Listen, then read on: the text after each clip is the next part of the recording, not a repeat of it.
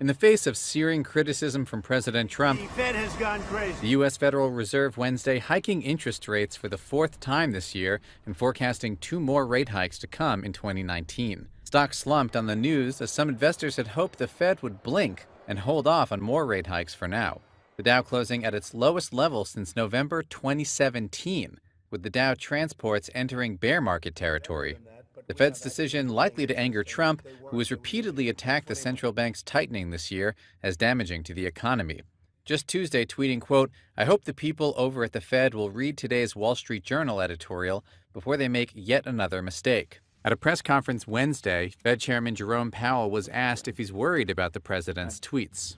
I'm not worried on the first question, because I know, and everyone who works at the Fed knows, that we're going to do our jobs the way we've always done them.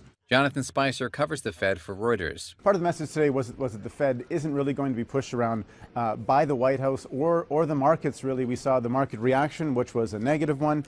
We don't really know what people might be thinking within the White House, but it is unusual criticism for the U.S. Central Bank to be dealing with. For years, the Fed held rates at virtually zero to help the economy recover from the devastation of the financial crisis.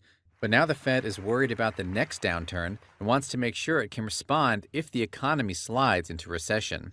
Between the lines, what the Fed is trying to do here is gain some ammunition to prepare itself for the next downturn, whenever that may come, while at the same time not causing that downturn.